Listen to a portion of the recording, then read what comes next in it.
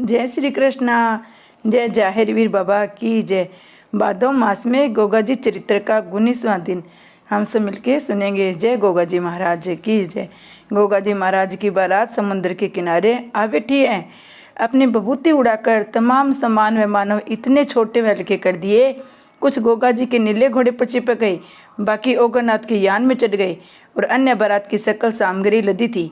गोरख गुरु का आदेश कहते ही उनका उड़न खटोला, उसके पीछे ओगरनाथ वाला यान, उसके पीछे जाहिरवीर का नीला घोड़ा तीर के समान आसमान में उड़कर अल्प समय में ही तंदूर नगरी जा पहुँचे।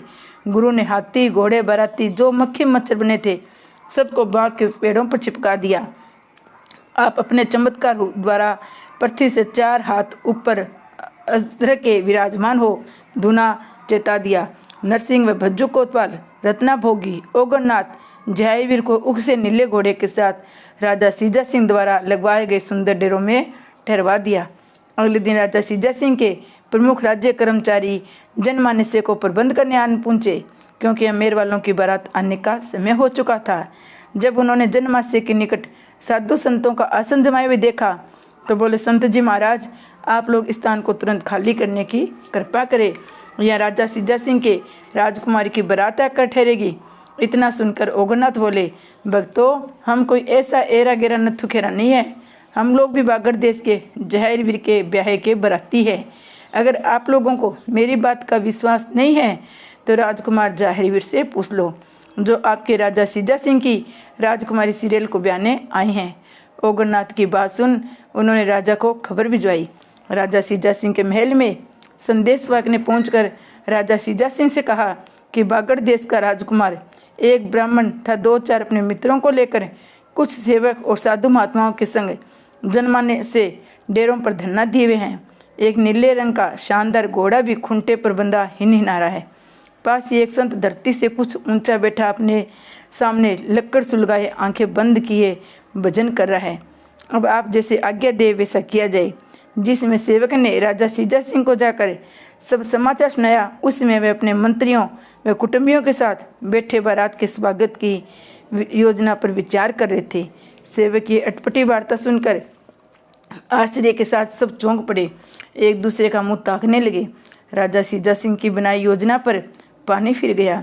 विघन बांधाओं से लोहा लेने वाले गुरु दलंदनाथ उस समय राजा गोपीचंद के घोड़ों की लिद में दबे अपने पूरे जन्म के पापों की सजा गड्ढे के भीतर गोड़ बंगले में हिल्लापटन नगर में 10 वर्षों से भोग रहे थे, जिनके छुड़ने की जल्दी संभावना नहीं थी। परंतु उनके शिष्य कानिफानाथ मौजूद थे। वह बोले, राजन, आप चिंता न करो, अगर गुरु नहीं है तो चेला तो है। मैं अभी जाकर उस बारात को देखता हूँ। अगर गोरख गुरु अपने चेलों के संग आए हैं तो मैं अपने परामर्श पर आपको बताऊंगा। इतनी बात राजा सीजा सिंह के कह कानिफानाथ ने पड़ाव पर गोरख गुरु के सामने पहुंचा आदेश शब्द कहा। कानिफानाथ को अपने सामने खड़ा देख गुरु गोरख ने भी आदेश शब्द का उच्चारण किया, सम्मान पूर्वक आसन पर बिठाया। परंतु अपने घमंडी स्वभाव के कारण कानिफानाथ प्रधान आसन पर विराजमान हो गए। गोरखनाथ जी बोले, मेरे गुरु के धुने के स्थान पर आप कैसे विराजमान हैं? गुरु गोरखनाथ बोले, भाई कानिफानाथ, तुमने तो संतों के सभी गुणों को तिलांजलि दे दी है। योग मार्ग को छोड़कर राजकुमार बनकर रहने में तुम्हें प्रसन्न रहते हो। क्या नाथ पंथ की यही हो सेवा है? कानिफानाथ बोले, मैं तो ये जानने आया हूँ कि बागड़ की बारात में कौन कौन आया है। राजा सीजा सिंह अपनी कन्या का ब्याह बागड़ नहीं करना चाहता तो क्यों जबरदस्ती ब्याह कर ले जाना चाहते हो? कानिफानाथ की बात सुनकर बोले, भाई कानिफानाथ, असल बात तो ये है कि बेम माता ने इन दोनों को जोड़ा मिला के रखा है। इनके अलावा आपके गुरु दलंदनाथ जी ने भी श्रील के जन्म से पहले ही आदेश दिया था कि जब आपकी कन्या जन्म ले तो ब्याह योग्य हो जाए तब उसका ब्याह गोरखनाथ के चेले गोगा के साथ कर देना। इस बात का आप महारानी सिरोजा से पूछ सकते हैं। फिर राजकुमारी सीरियल व गोगा के 3.5 फेरे भी फिर चुके हैं। कानिफानाथ जी, अकेले राजा सीजा सिंह चौहानों से पुराने वेर के कारण काणे भिंगे राजकुमार के साथ अपनी कन्या अप्सरा से भी अधिक सुंदर कन्या ब्याह देना चाहते हैं। आप भी बताएं, आमेर के कुरूप राजकुमार के साथ इस हालत में ये कन्या सुखपूर्वक जीवन व्यतीत कर सकती है क्या? इसके अलावा सांप के काटने के बाद नरसिंह पंडित से कन्या बागड़ देश में ब्याहने के लिए अपने इस सब जनता के सामने राजा वचन हार चुके हैं। अपने गुरु के वचनों की अवज्ञा के कारण आपको धर्म से विमुख नहीं होना चाहिए। राजा सीजा सिंह को अपने वचनों को तोड़ते हुए लज्जा आनी चाहिए। अगर उसने अब भी राजी खुशी से राजकुमारी सीरियल का व्यय गोगा के साथ नहीं किया तो इस मंगलद्वीप प्रांत में खून की नदी बह जाएगी। इस मूर्ख राजा ने दो दो बारातें अपने दरवाजे पर बुला ली है। ये मूर्ख राजा अपने धन के घमंड में चूर, लज्जा का त्याग हमें आपस में लड़ाकर मरवाना चाहता है। गोरखनाथ की वार्ता सुनकर कानिफानाथ का सिर ऊपर न उठ सका और वे ये कहकर चल पड़े, तुम्हारी बात तो ठीक है। भक्तों, कानिफानाथ ने गोरख गुरु से विदा हो गोरख गुरु से हुई सारी वार्ता कही राजा सीजा सिंह को। अपने वचनों के अनुसार गोगा चौहान से ही राजकुमारी सीरियल के व्यय का परामर्श दिया। इस पर राजा सीजा सिंह बोले, मैं बागड़ में अपनी बेटी हरगिज नहीं ब्याऊंगा। राजा उमा सिंह तलवार के ऐसे धनी नहीं है कि हम सबको गाजर मूली की तरह कतर डालेंगे। मैं तो उस वेदराज के षड्यंत्र में फंस गया था जिसने राजकुमारी सीरियल को जीवन दान देकर मुझे वचनों से बांध दिया। वही उन्हीं का आदमी था। उसी के षड्यंत्र में फंस मैंने लगन भी उसी के द्वारा बागड़ भेज दी। मैं उनकी चाल को भली भांति समझ गया हूँ। वहाँ मेरी बेटी सुखी न रह सकेगी। मैं अभी अपने सेना नायकों को भेजकर इन सबको मरवा दूंगा। 10-20 आदमियों को वह कुछ ही देर में सर्वलोक भेजकर वापिस आ जाएगा। अपने पति के से विचार सुनकर रानी सिरोजा बोली, स्वामी, लोकलाज बहुत बड़ी चीज़ है। जब तुम्हारे वेदराज के वचनों में बंद कर सब जनता के सामने राजकुमारी को बागड़ के राजकुमार से ब्याहने की प्रतिज्ञा की थी, उसमें ही लगन पत्रिका न भिजवाते। वे बिना बुलाए तो आपके यहाँ बारात लेकर आए नहीं हैं, जो आपने गाजर मूली के समान काट डालने को उद्यत हो। आप तो उन वेदराज के सभी एहसान गुण भुला बैठे जिन्होंने मेरी चंदा सी सीरियल बेटी को प्राण दान दिया है। अब आप उस देवदूत को उनसे मिला हुआ बताते हो। आपने मेरी राज दुलारी बेटी का एक तमाशा बना के रखा है। वह रो रो कर अंधी हो रही है। आप उसके जी को उनसे पूछ कर तो देखो। राजा सीजा सिंह रानी सिरोजा का भाषण सुनकर तिल मिला उठे। रानी सीजा को घुरकर बोले, महारानी, तुम्हें लज्जा नहीं आती? तुम अपनी प्यारी बेटी का ब्याह बागड़ में बाजरे के रूंठ खटाओ ब्याहने किस तरह रजामंद हो? इस पर उनका भतीजा बोले, चाचा जी, आप इतनी जल्दी अपनी प्रतिज्ञा भूल बैठे जो आपने हम सब के सामने वेदराज जी से की थी। अभी बागड़ वाले बहुत थोड़ी आए हैं। मेरे ख्याल से इसका कारण जलियान का न मिलना है। बाकी बारात शीघ्र आने वाली है, इसलिए लड़के के पिता और चाचा नहीं आए हैं। वह बारात को लेकर सिंगरी आते होंगे। आपके लगन पत्रिका में गलत तारीख लिखवाने के कारण भ्रम होगा कि अभी तो ब्याह के कई दिन हैं। मुझे तो यहाँ घमासान युद्ध होता दिखाई देता है। आपने 2 बारातें बुलाकर कटामरी का साधन जुटाया है। मुझे तो कोई भी दिखाई नहीं देता जो जलंधर नाथ की गैर मौजूदगी में इस कटामरी के विनाश में हम लोगों को बचाएगा। चाचा जी, आपने कैसे सोच लिया? कंवरवंशी और आमेर वाले कछवाए मिलकर इन लड़ाकर चौहानों से रण में जीत जाएंगे। अब आपकी बुलाई गई दोनों बारातें आ गई हैं। चाची जी पर नाराज होना व्यर्थ है। आप आमेर वालों को बुलाकर छोटे मोटे कार्यक्रम चालू करो। बारोठी व दुर्गा पूजन आदि कराकर महिलाओं द्वारा मंगल गान कराओ। तुम्हें बागड़ की मस्तानी टोली और का पता पड़ जाएगा वे कितने पानीदार है। अपने भतीजे की बात सुनकर राजा सीजा सिंह ने सभी अपने इष्ट मित्रों के चेहरों पर नजर डाली तो देखा सभी सस्पेंस में हैं। देवयोग से उसी समय नरसिंह पांडे भी वेदराज के रूप में आ पहुँचे। राजा सीजा सिंह से बोले, मैंने आपकी राजकुमारी को प्राण दान दिया है।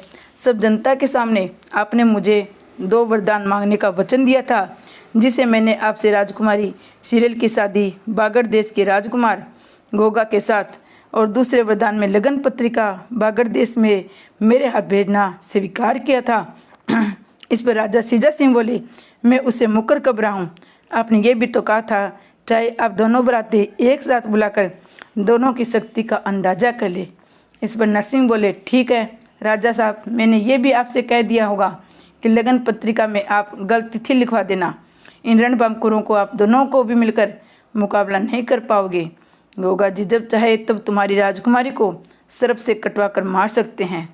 इतनी बात सुनकर उनका भतीजा बोला, चाचा जी, मेरी राय में इस संघर्ष को टालने का एक ही उपाय है। आप राजकुमारी सीरियल की शादी गोगा के साथ कर दे। मेरी बहन चंद्रावली का ब्याह नरसिंह से कर दे। अपने भतीजे की वाणी सुनकर राजा सीजा लाल पीले हो गए।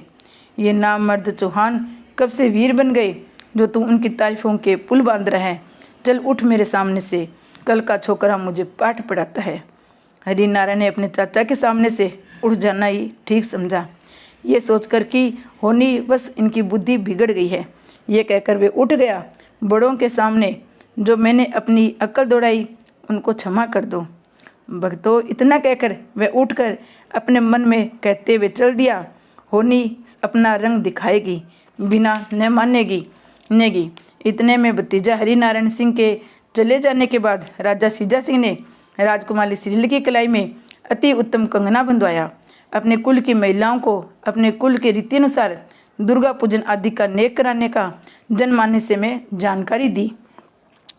महिलाओं को तो बारात और दूल्हा देखने का चाव उठ रहा था। राजकुमारी सीरियल के नाते अपने जीजा से हंसी मजाक करने का उनका मन ललचा रहा था। राजकुमारी सीरियल की अति सुंदर सखियाँ गाती बजाती, ढोलक मंजीरे का धुन सुनाती, चमचम करती, पैरों में पायल बजाती आमेर के राजकुमार की जहाँ बारात ठहरी थी उज्जैन मास में हंसती मुस्कुराती फूलों मुखों से फूलों की बखेर बखेरती हुई खुशी खुशी जा पहुँची। उन्होंने क्या देखा? राजकुमार तारा सिंह हाथ में अति उत्तम कंगना बांधे बैठा है, जिसका मुंह सुअर के समान मिलता जुलता है। इस लंगूर को इसकी माँ बहनों ने लेपा पोती कर खूब ही पट पीजने के समान चमका दिया है। क्या इसी लंगूर को अप्सरा से भी सुंदर हमारी सखी सीरियल ब्याही जाएगी? इधर तो सखियाँ तारा सिंह को देखकर दुखी हो रही थी, उधर तारा सिंह सोच रहा था, जिस राजकुमारी की सखियाँ फुलवारी सी खिल रही है वह राजकुमारी न जाने कितनी सुंदर अप्सरा होगी। मंगलदीप के हैं सुंदरता की खान। नाई ने तो महिलाओं की दशा देखी तो राजकुमार तारा सिंह के सामने खड़ा होकर उसके चेहरे पर आड़ कर दी। सीरियल की सहेलियां के भी नाम का उल्टा सीधा पूजन कर जनमानस से रवाना हो गई। राजा सीजा सिंह के महल में पहुंचकर पूजन के बर्तन चौक में पटक कर राजकुमारी सीरियल के कक्ष में जा पहुंची और सीरियल से बोली, राजकुमारी जी, आपके दुल्ला की बंदर जैसी शक्ल देख आई। क्या तुम्हारे माता पिता को कोई ढंग का लड़का नहीं मिला?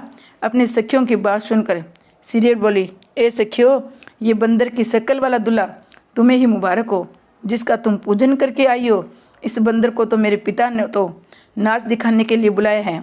मेरा दुल्ला तो तुम लोग बाग में देख हो चुकी हो, अगर दोबारा देखना ही चाहती हो तो भी बुलाकर दर्शन करा सकती हूँ। भक्तों, सीरियल ने अपने पति गोगा का सुमरन कर गुरु गोरख की ज्योत प्रज्वलित की, तुरंत ही दर्शन देने की प्रार्थना की। सब सखियों ने देखा, वही बाग वाला सुंदर राजकुमार गोगा अपने नीले घोड़े पर सवार हो महल की छत के ऊपर उड़कर आ पहुंचा।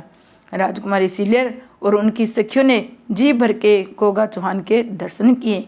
जब सीरियल की सखियों ने ताली पीटकर उनका स्वागत किया तब वह महल की छत पर ठिठक गया। अपने प्राणनाथ को रुका देखकर सीरियल बोली, आमेर वालों की बारात लेकर बड़े ठाट बाट से आए हैं, आपके घर वाले कहाँ रह गए? जहांगीर मुस्कुराकर बोले, ये आप लोगों के सोचने का विषय, मेरा नहीं। तुम्हें अपना ब्याह मेरे साथ करवाना है तो गुरु गोरखनाथ का सुमरन करो। इतना कहकर अपना नीला घोड़ा उड़ा दिया। गोगा जी के दर्शन से सब सखियों ने अपने नैन तृप्त किए, अपनी सखी सीरियल के भाग्य की सराहना की। नीला घोड़ा जहांगीर को लेकर अपने डेरे पर जा पहुंचा। दिन छिपने के समय राजा सीजा सिंह का निमंत्रण मिलने पर आमेर नरेश ने अपने कुंवर तारा सिंह के चेहरे पर बहुत सारे हार, फूलों का सेहरा, मुंह ढकने के वास्ते सिर पर सुनहरी काम का मोहर बांधकर घोड़े पर सवार करना चाहा। तभी पट से सामने किसी ने छींक दिया। उसके बाद बिल्ली भी रास्ता काट गई, परंतु इन बादशाह गुनों को किसी ने बाजे गाजे की बजने की धुन में न देखा। आमेर नरेश ने तोप छुड़ाकर सूचना दी कि हमारी बारात जनमान्य से बरौठी के वास्ते चल पड़ी है। भक्तों, तोप के गर्जन की आवाज़ सुनकर गुरु गोरखनाथ अपने साथ आए शिष्यों को नरसिंह पंडित सहित बारात लेकर आगे आगे तेजी से चले। गोगा जी सबसे पीछे अपने नीले घोड़े पर सवार होकर चले। संत लोग गड़े, घंटे, घड़ियाल खूब धूमधाम से बजा रहे थे। थोड़ी दूर बाद चढ़ने पर दोनों बारात आगे पीछे हो गई। आमेर नरेश बागड़ वालों की अनोखी साज सजा वाली बारात देख कहने लगी, ये चौहानों की बारात है जो मथुरा जी की रास मंडली, परंतु ये नीले घोड़े पर सवार राजकुमार वाकई चक्रवर्ती नरेश होने का काबिल है। पता नहीं इसके बाबा और पिता कहाँ रह गए। इस पर एक सज्जन ने कहा, तुम्हें पता नहीं गुरु गोरखनाथ एक चमत्कारी संत है। ये राजकुमार गोगा जी इनकी माता महारानी बाछल और गुरु गोरखनाथ के शिष्य हैं। मुझे तो इस छोटी सी बारात में ही गोरख गुरु का चमत्कार दिखाई दे रहा है। ये जो 4-5 बाराती है बड़े जुगाड़ू वीर है। इसमें अर्जन सर्जन बज्जू नरसिंह रत्ना पांचों ही तलवार चलाने में अपना सानी नहीं रखते। आमेर की बारात को ये पांचों ही मारकर भगा सकते हैं। जाहिर वीर की तारीफ हम अपने मुँह से नहीं कर सकते। बारात बड़ी धूमधाम से राजा सिज्जा सिंह के महल की ओर बढ़ रही थी। ओगरनाथ ने अपने गुरु के इशारे में जब बारात महल के नज़दीक ही थी, रास्ता काटकर अपनी बारात आगे कर ली। राजा सिज्जा सिंह की तरफ से जो बारात का आयोजन किया गया था उस पर पहले बागड़ वालों ने जी भरकर खूब हाथ मारा। गोरख कृपा से काफ़ी बाजे गाजे महल के आगे बढ़ने लगे। गोगा की बारात राजा सिज्जा सिंह के महल के सामने रुक गई। राजकुमारी की सखियों ने आमेर की बारात समझकर राजकुमारी के कक्ष का दरवाजा बंद कर दिया। सिरेल ने अपने कक्ष के झरोखे से झांक कर गुरु गोरखनाथ, ओगरनाथ और गोगा जी के साथ अपने इलाज करने वाले नरसिंह पांडे के दर्शन भी किए। तब जी में जी आया। राजा सिज्जा सिंह ने जब बागड़ वाली बारात का ये ढंग देखा तब उन्होंने मुख्य द्वार पर कार्यक्रम रद्द कर दिया। दूसरे दरवाजे पर आमेर नरेश को चुपके से बुलाकर कहा, तुम बारात को वहीं रोक रहो, सिर्फ अपने राजकुमार को लेकर इस दरवाजे पर आ जाओ, जिससे बारोठी का कार्य राज्य खुशी से निपट जाए। आमेर नरेश राजकुमार तारा सिंह का चुपके से लेकर दूसरे दरवाजे पर जा पहुँचे। जब राजकुमारी सीरियल को लेकर उसकी सखियाँ बारोठी के वास्ते मंगलगान करती हुई मुख्य द्वार की ओर चली, तभी राजा सिज्जा सिंह की ने राजकुमारी सीरियल का हाथ पकड़कर कहा, उधर नहीं इधर। इतना सुनते ही सीरियल अपने पिता से हाथ छुड़ाकर जोर से रो पड़ी। उसने गोगा जी और गोरखनाथ वगैरह बागड़ वालों को मुख्य दरवाजे पर देखा और अब भी गाजे बाजे की धुन उधर से आ रही थी। सीरियल के जोर जोर से रोने की आवाज़ सुन सीरियल